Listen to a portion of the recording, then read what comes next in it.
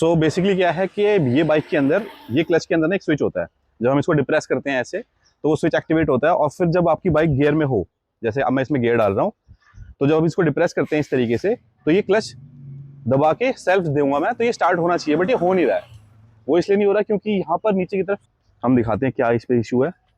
Basically यहाँ पर जो क्लच लीवर है ना, ये ओवर यूज हो के इसके नीचे और इसके बीच में यहाँ पर गैप आ गया है। देखो, ये इस तरीके से गैप आ गया है। क्लच ऐसे होना चाहिए, लेकिन यहाँ पर ये चीज़ ना घिस गई है, तो उसकी वजह से गैप आ रहा है। अब इसके अंदर देखो, मैं इसको ऐसे करके दबा के और फिर सैप दे रहा हूँ, नहीं लग रही। लेकिन अगर मैं इसको ऊपर की तरफ करके क्लच डिप्रेस करके फिर सैप दे रहा हूँ, तो लग रही है। तो अब हमें इसके अंदर ये जुगाड़ देखना है कि ये जो इसका गैप आ रहा है, ये नया पार्ट डाले बिना हम इसमें कोई वॉशर वगैरह लगा के इसको फिक्स कर सकते हैं या नहीं। ये नेट टूट ना जाए क्योंकि बहुत जाम सा हो रखा है।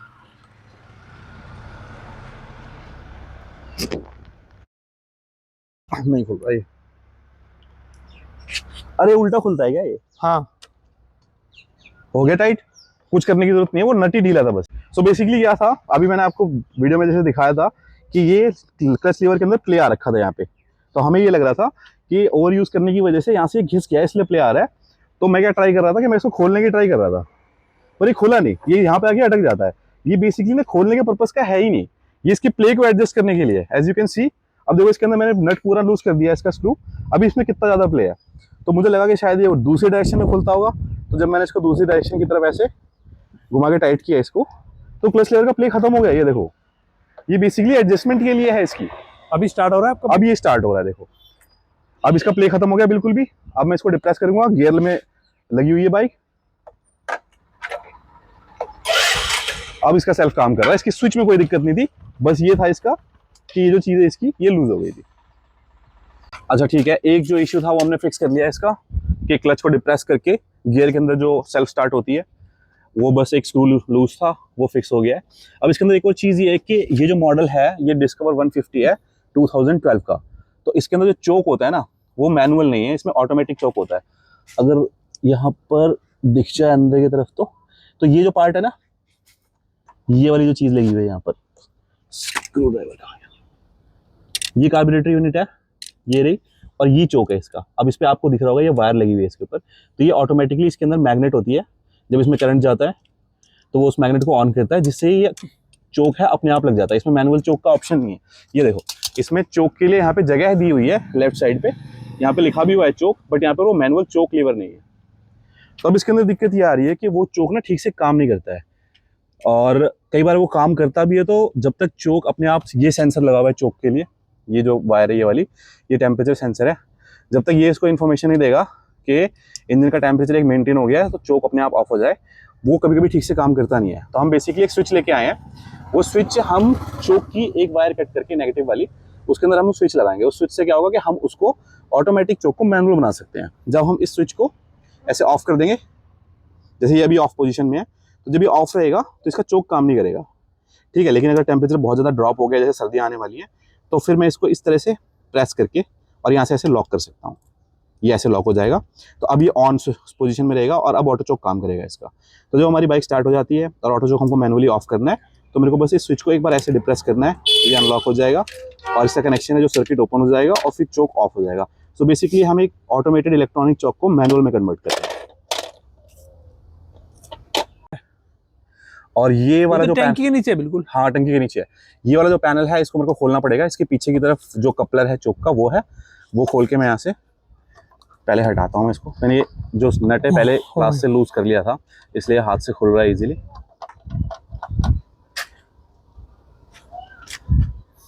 ये रहा, मैं लूंगा इसको? नहीं नहीं ठीक है, इस लेवल से ले रहा हूँ मैं। ये खुल गया ऐसे। अब इधर एक लॉक होता है इसका रबर का, ये खुल गया और ये पैनल अब बाहर आ जाएगा। सो यहाँ पर अगर आप देख सकते हो तो इसके अंदर जो ये हरे वाला है, 3 कपलर दिख रहे हैं। एक जो ये कपलर है, एक तो ये कपलर, ये जिसमें ये ग्रीन और ये वाइट दोनों है। ये जो कपलर है वाइट वाला, ये पता नहीं किस चीज़ का है, बट मैंने किसी और की वीडियो देखी थी यूट्यूब पे, और उसने बताया था कि इसमें जो पूरा ग्रीन वाला जो कपलर है ना, जो कि इस तरह है, ये दिख रहा है, ये वाला, ये कपलर है चोक का। तो मुझे ये कपलर निकाल के इसके अंदर से एक वायर कट करके उसके अंदर स्विच लगाना है। तो लेट्स सी कि अब उसको कैसे करते हैं। सो बेसिकली ये स्विच है हमारे पास, जो मैंने आपको पहले दिखाया था। ये स्विच ये अभी ये ऑफ पोजीशन में है। इसको ऑन करने के लिए इसको ऐसे प्रेस करके ये जो लेवर है इसका, इसको लॉक करना होता है। अभी ऑन हो गया है। अब जब इसको मुझे ऑफ करना है तो मेरे को बस इसको प्रेस करके रिलीज करना है और ये ऑफ हो जाता है। तो ये 2 वायर मैंने बना लिया है, ये लंबी निकाली है मैंने, ताकि मैं इसको स्क्रू के अराउंड में रैप करके इसके अंदर टाइट कर सकूँ। Good man, good, keep it up. ये इसके ऊपर, स्क्रू के ऊपर इसको बेसिकली इस तरीके से रैप करना है।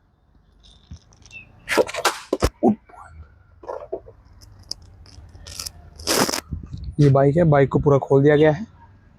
और इस बाइक के अंदर अभी बहुत मॉडिफिकेशन होंगी, रैप कराऊंगा, पेंट वेंट होगा इस पे। ये जैसे ये पेंट वेंट क्या है ना, ये पेंट रिपेयर करेंगे ना इसके, और ये शॉकर भी थोड़े से एडजस्ट करनी है इसके, इसमें थोड़ा बाउंस ज़्यादा है अभी।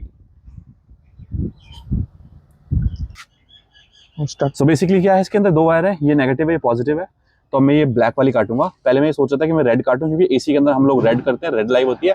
बट क्या होता है, डीसी वोल्टेज कैसे काम करती है, वो नेगेटिव टू पॉजिटिव फ्लो करती है। तो हमारे पास जो करंट आता है बैटरी से डायरेक्ट, वो इसके थ्रू आता है। फिर जब यहाँ पर ये कनेक्ट होगा और जब सर्किट पूरा होगा तो वो इसके थ्रू इस वाली वायर में जाएगा, रेड वाली में। तो to be safe I am just gonna snip this off here.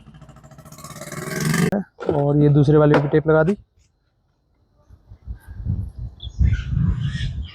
Basically ये है, इसके ऊपर मैंने दोनों साइड से ये टर्मिनल्स जो एक्सपोज हो रहे थे यहाँ पे स्क्रू, वो भी मैंने कवर कर दिया कि अगर इसमें मॉइस्चर वगैरह नहीं जाएगा तो स्क्रू जंग नहीं लगेगा। और ये पूरी टेप कर दिया मैंने यहाँ से लेकर पूरा। सो लास्ट एपिसोड में हमने देखा था कि हमने इसको फिक्स करने की कोशिश की थी कि ऑटो चोक इससे काम नहीं कर रहा था, तो हमें उसको मैनुअल करने के लिए, लाइक वो सेमी मैनुअल हुआ था, हमें अब रियलाइज़ हुआ कि हमने स्विच तो लगा दिया इसके अंदर, but this didn't do anything at all.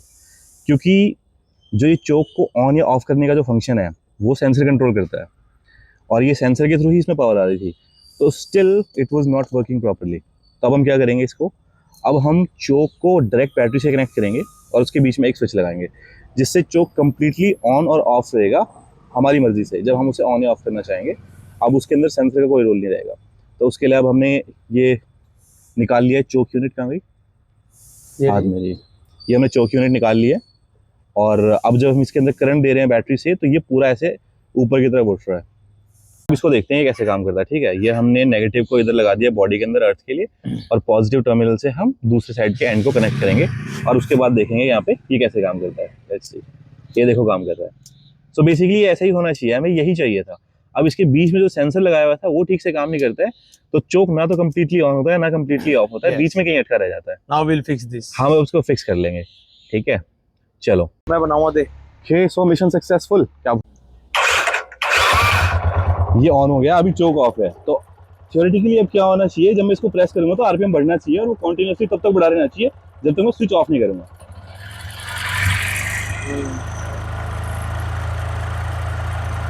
बढ़िया।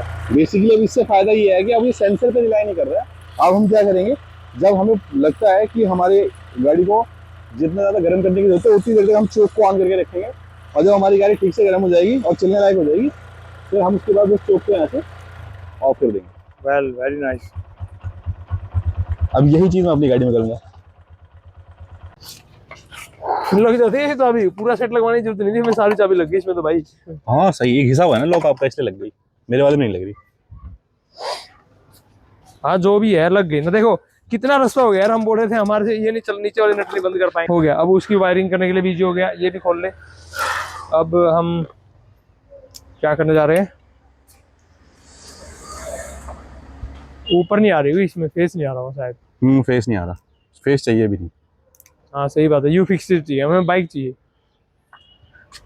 वायर लेके आओ, वायर इसी के अंदर ही है। ये सही कर लिया आपने, एक ही डिवाइस।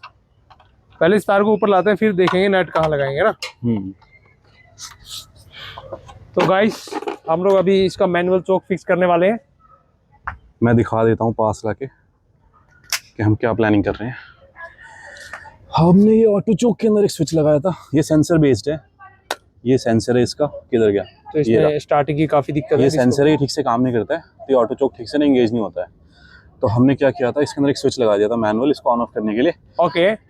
बट ये हमने, ये जो कपलर आ रहा है इसका, इसके कंट्रोलर के थ्रू और वायरिंग के थ्रू जो नेचुरल है, उसी के अंदर हमने एक स्विच लगाया था वायर कट करके। बट इससे हुआ कुछ नहीं, इससे हुआ सिर्फ ये है कि स्विच ऑन ऑफ हो रहा है, लेकिन सेंसर का रोल अभी भी है। जो मेन इशू है वो चोक का नहीं, वो सेंसर का है। अब हम क्या करना चाह रहे हैं कि हम सेंसर का जो रोल है इसमें से हटा देंगे। अब हम इसको डायरेक्ट उससे कनेक्ट करेंगे बैटरी से चोक को, ताकि जब हम स्विच को ऑन करें तो चोकिंग गेज हो। एक बार चाबी ऑन करना, मैं दिखाऊं इसमें आवाज आएगी। चाबी कहाँ है?